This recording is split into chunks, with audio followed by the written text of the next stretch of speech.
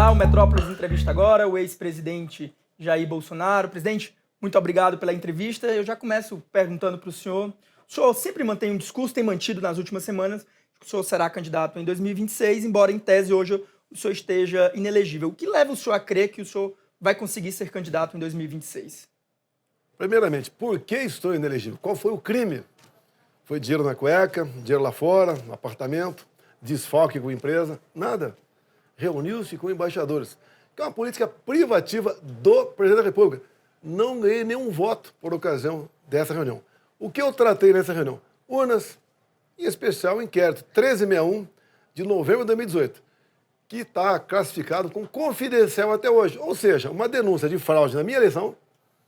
Por que está em aberto até hoje, depois que certas pessoas importantes foram ouvidas? Porque a imprensa não quer tomar conhecimento desse inquérito. A outra causa, abuso de poder econômico. Acabou 7 de setembro, entreguei minha faixa para um assessor e fui na esplanada ali dos ministérios. Acredito, tinha por volta de 1 milhão de pessoas. E ocupei o carro de som do Silas Malafaia. Não teve nada, nenhum recurso público envolvido nisso. Obviamente, me entendo com uma perseguição. Até porque essas duas inelegibilidades só foram botadas em votação depois que duas listas, tríplice, que o Executivo escolhe, na verdade, o senhor presidente do TSE escolheu, e daí ele foi para os 5-2 contra mim. E seria, no mínimo, 4-3 a meu favor se não tivesse trocado esses dois na reta final. Então, primeiro, inelegível, sem qualquer motivo.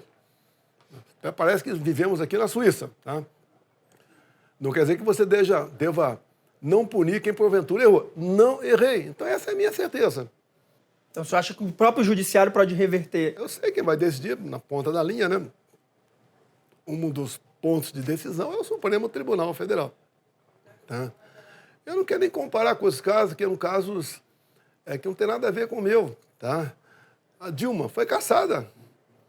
A pena acessória são 8 anos de elegibilidade. Resolveu isso no próprio Senado, com o ministro Lewandowski presidindo a sessão, deixá-la elegível. Tanto é que ela disputou, em 2018, as eleições para o Senado lá.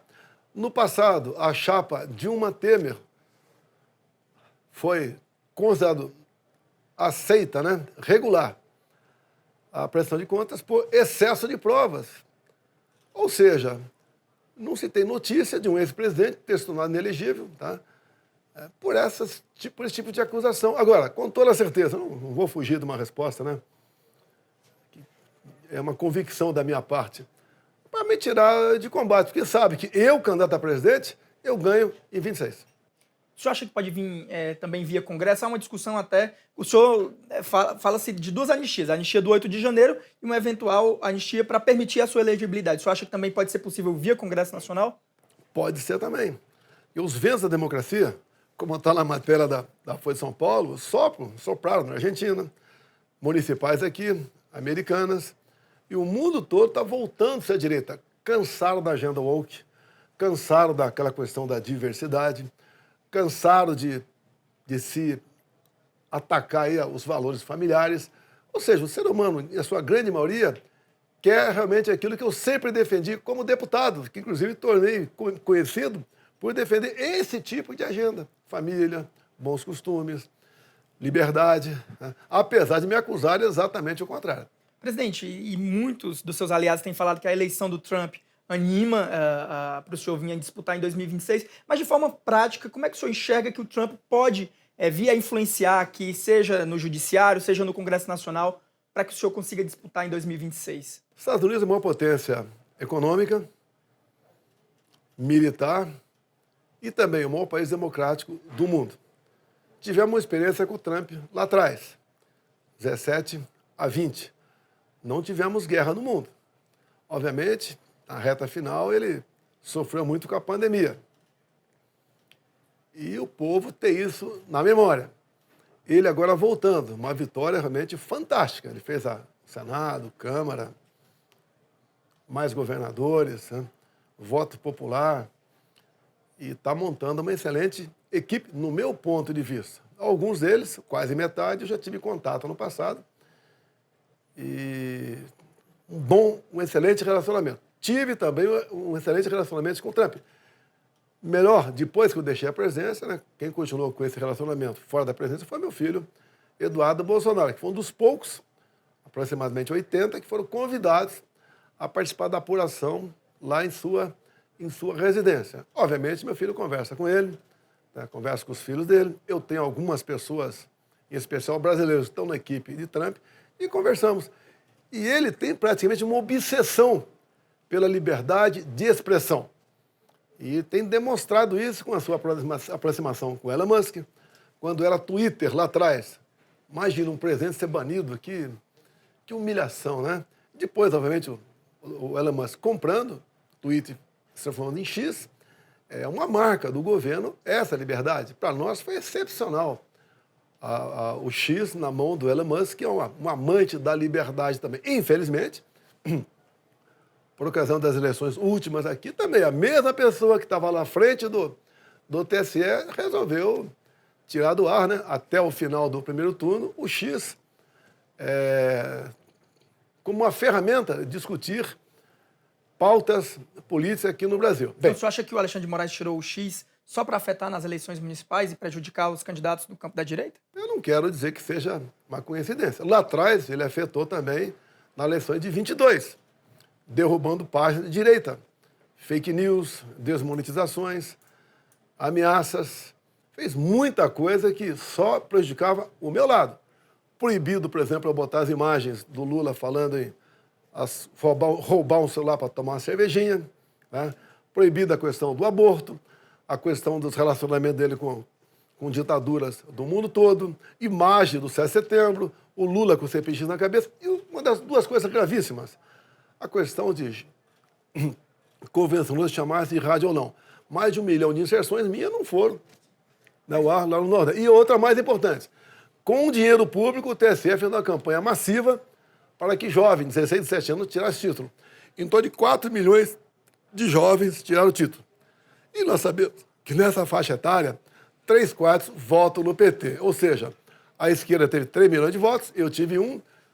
O Lula teve extra, graças à ação do TSE, dedo na balança, sim, de 2 milhões de votos. Por coincidência, um número que decidiu o pleito nas eleições. Então, isso tudo estavam nessa balança. O interesse americano é em toda a América do Sul.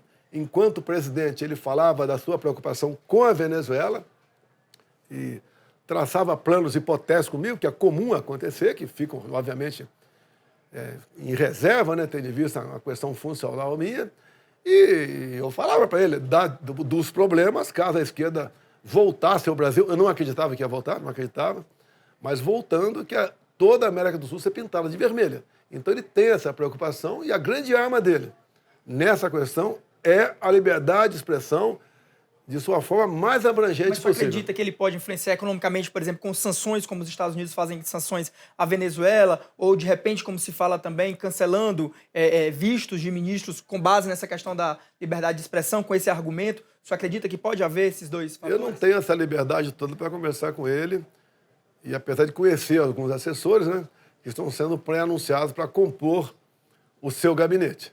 Mas acredito que ele tem um interesse enorme no Brasil, pelo seu tamanho, tá? Pelas suas riquezas, pelo que representa o nosso povo, tá?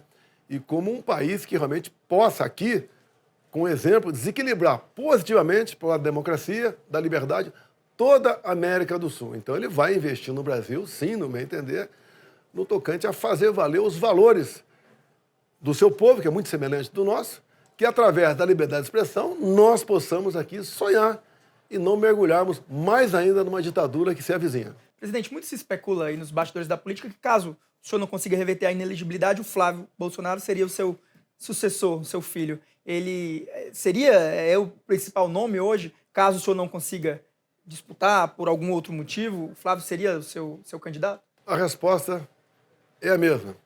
Essa partícula C, caso, talvez, não existe. Eu sou um candidato até que a minha morte política, né, seja anunciada para valer. Não tem argumento, eles não têm argumento para tirar da política, a não ser o poder, né, a força de arbitrariedades contra a minha pessoa. Repito, qual a acusação contra mim? O que eu fiz de errado para não disputar a minha eleição? E se eu sou tão mal assim, Deixa eu disputar para perder. É muito simples. Ou estão com medo na minha possível candidatura? Presidente, tem uma discussão no Congresso Nacional que é o projeto da anistia. O Lira prometeu criar aquela comissão, até agora não criou. O senhor acha que ele fez aquele caminho ali para deixar o tema de lado? Ele diz, inclusive, que chegou a conversar com o senhor ou com interlocutores seu num acordo para tirar da CCJ e jogar para uma comissão especial. O senhor acha que ele fez isso para escantear o tema ou o senhor ainda acredita que esse tema vai prosperar? Não, ele conversou comigo, sim. Eu concordei com a criação da comissão. Na comissão você pode convidar ou convocar certas pessoas. Do nosso lado, que eu conversei com mais parlamentares também, a gente quer trazer, por exemplo, aquelas 6 crianças de 10 anos para baixo, né? Filha de um homem que foi condenado a 17 anos, está foragido, ninguém sabe onde ele está foragido. A condenação maior sofre a família. Agora, querer insistir na tecla que aqueles pobres coitados queriam tomar o poder no dia 8 de janeiro, aí isso é abusar da inteligência humana. Como se alguém sentasse na cadeira presidencial a partir daquele momento, olha, eu sou o presidente e mudou o regime no Brasil. Dá o golpe num domingo, sem um líder, sem forças armadas, sem armas, isso não existe.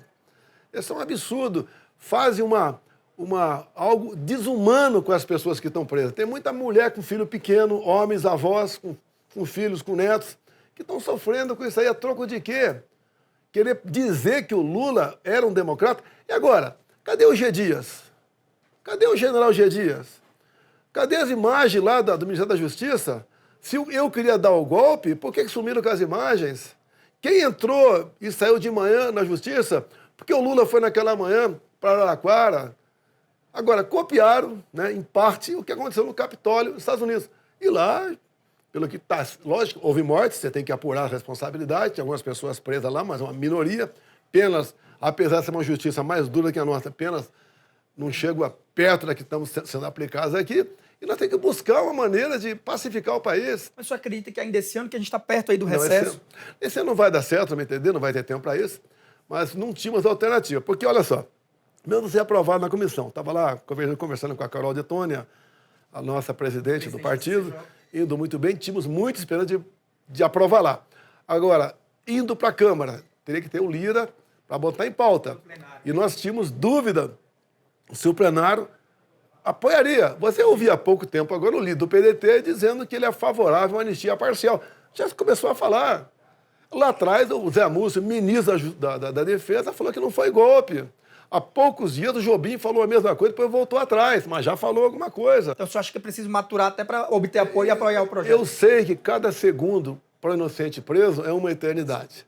Mas eu prefiro que se demore um pouco mais, lamento, sinto a dor dessas pessoas, mas é melhor nós partirmos para uma quase certeza do que ficar numa incerteza o deslinde dessa proposta de anistia. Presidente, um outro ponto do Congresso Nacional, nos últimos dias nas redes sociais, tomou conta uma discussão até entre direita e esquerda, esse fim da jornada 6-1. O senhor tem alguma posição em relação a isso? Eu vejo que a maioria da direita é contra, mas tem outros que são a favor. O senhor tem uma posição, até por ser um líder que influencia na direita? Você tem que ver as origens das questões, né? Como nasceu a ideologia de gênero, por exemplo. O pessoal só discute, tem que saber a origem. Começou em 2009 com o decreto do Lula. E você, a partir daquele decreto, lendo, você consegue entender o que é ideologia de gênero. Essa questão da jornada de trabalho. Não se conseguiu assinatura o suficiente ainda. O que está sendo proposto ali está lá no artigo 7º da Constituição, que é uma cláusula pétrea. Qual a intenção do PT, do PSOL, PCdoB? Como eles estão perdidos, estão desconectados do povo brasileiro. Eles estão querendo voltar à origem. Como? Pegando muita gente desinformada, que está lá na base do mercado de trabalho, ou está desempregado, falando, olha, vão passar para 4 dias por semana. E 3 de folga. E o 3 de folga. É muito bonito isso aí. Eu com o Paulo Guedes, por exemplo, começamos a ultimar um projeto, uma proposta, seria a criação minha primeira empresa, para todo mundo que reclama do salário, por exemplo, da jornada de trabalho, ele vai poder criar a empresa dele, pagar 10 mil por mês para cada um, ou 20 mil por mês para cada um, e dar 3 dias de trabalho por semana. Para mostrar, então, que, além de que o PT sempre quer fazer, né? Jogando um contra o outro, patrão contra empregado, no caso aqui, para buscar simpatia, compaixão, voto e poder para voltar a fazer exatamente a mesma coisa que sempre fizeram, ou seja, nada a não ser afundar o nosso Brasil. Presidente, a gente tem visto nas redes sociais alguns, até ex-ministros como o Ricardo Salles, eles têm feito críticas indiretas ao senhor por conta das alianças que o PL tem feito, por exemplo, com o Centrão, na disputa para a presidência da Câmara e do Senado. Como é que o senhor responde isso? O PL está sendo, até o senhor chancelando isso, o senhor está sendo mais pragmático nessa disputa ali da Câmara? A que se deve essas alianças? Olha, é bom sempre você se colocar no lugar daquela pessoa que porventura você queira atacá-la. Vamos supor o Salles hoje é presidente da República. Salles, você é presidente da República, está na cadeira, é tu agora aqui. Você vai ter que mandar mensagem ao Congresso para governar. Você vai negociar com quem? Tem o teu partido, tem o Centrão que você não quer espaço e tem lá um quarto lá da extrema esquerda, né? PT, PCdoB e PSOL. Como é que você vai agir? A questão, por exemplo, da Câmara dos Deputados. Fizemos um acordo lá atrás com o Lira, que ia ganhar a eleição. Temos, então, uma boa vaga na mesa e temos boas comissões, como a principal comissão, que é a Comissão de Justiça. Nós temos, inclusive, a Comissão de Educação, que está com o Nicolas, o jovem Nicolas. E agora, resolvemos não repetir o erro do Senado. Jogamos no Rogério Marinho, perdemos. Quando você perde, você não tem vaga na mesa nem em comissão. Quer convocar o ministro, você não consegue convocar o ministro. Você pode ser um senador zumbi. Então, a vitória do Alcolumbre era certa. Ao ser certa, nós anunciamos o apoio a ele. Estamos agora negociando, né? Ou a primeira vice-presidência do Senado ou a CCJ. O partido ganha. O partido deixa de ser um partido de zumbis lá dentro. E a partir dessa forma, caso venhamos ser, por exemplo, a vice-presidência, nós podemos, numa ausência do Davi, caso ele se sinta, vamos supor, incomodado, numa ausência dele, o nosso vice bota em pauta a anistia, por exemplo. O senhor acha que em 2026 o senhor consegue eleger ali uma base suficiente no Senado para dar prosseguimento aos pedidos de impeachment de ministro do Supremo? E mais, o senhor, né, conversou com o Alcolumbre sobre isso? Ele tem algum compromisso de, se eleito presidente do Senado, como tudo indica, ele é favorito, de pautar? O compromisso dele é cumprir o regimento. Tá? O que nós queremos é um Senado forte para que haja equilíbrio nos poderes. Havendo equilíbrio, ninguém vai, nos três poderes, né, botar a cabeça para fora da sua trincheira. Mas ele se comprometeu diretamente? Não teve compromisso não, nesse sentido. Não fizemos também um pedido nesse sentido. Porque os grandes compromissos acontecem na conversa, não é no papel. Vale muito para nós aqui, um parlamentar, e sempre valeu. O Valdemar tem também essa marca dele, né? Vale o que foi falado. O que nós temos conversado bastante é botar em pauta, seguindo o regimento, as propostas que interessem a qualquer deputado ou senador. Presidente, para encerrar, o Metrópolis é um veículo também aqui do Distrito Federal. Como é que o senhor vê o cenário das eleições aqui no Distrito Federal? A Michelle, muito se fala que ela será candidata ao Senado.